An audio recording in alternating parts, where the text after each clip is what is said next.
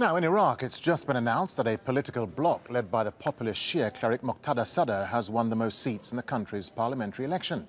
He's a long-time adversary of the United States who also opposes Iranian influence in Iraq. This is the country's first election since the fall of ISIL. Well, let's talk to Arash Ari Aramesh. He's a national security and foreign policy analyst. He joins us live from San Francisco on Skype. Arash, how much of a surprise are these election results? And I suppose many people are asking what sort of change they'll bring to Iraq. Well, these elections and these results are surprising for one reason, yet not surprising for a whole host of reasons. It's surprising that the Syrian bloc led by Muqtada al-Sadr managed to beat the bloc led by the sort of Hadi Amri. Hadi Amri is the sort of leader of the Badr militias, very close to Iran. He played a key role in organizing what was the sort of popular front militias, or as they call it in Iraq, Hashd al-Sha'bi. His list came second. And then the third list was the list of current Prime Minister Hadi Amri. Haider al-Abadi. And they came third, despite the fact that Prime Minister Abadi was trying to take sort of credit for having defeated ISIS. But again, Muqtada campaigned on a number of things. First and foremost, he campaigned on sort of a combination of Shia sort of downtrodden pain, at the same time a lot of nationalism and populism. Secondly, we all know that his name is pretty well known. His father and his grandfather and his uncle's name is pretty well known in Iraq.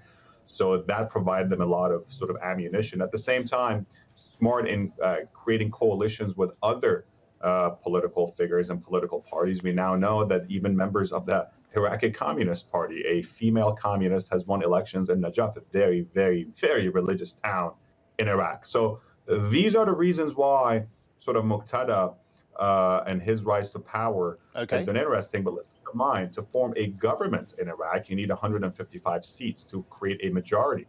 The list close to the Sadrist movement, or Muqtada al-Sadr, only has 55 seats. So again, while he comes on top, he's being trailed very closely by other. He's being trailed very closely by Hadi Amri's list and also Haider al-Abadi. So Muqtada can't form a government alone. He has to reach out to other parties, Kurds, other Shiites, and perhaps even Sunnis. Okay, and what will Muqtada Sadr's win then mean for Iranian influence in Iraq? You know, this is a very, very strange situation. On the one hand, we all, the Westerners got to know Muqtada al-Sadr after the 2003 invasion of Iraq, when his militia, the Mahdi army, Jaish al-Mahdi, started killing Brits and Americans. And then after the U.S. turned the heat on him, he fled to Iran.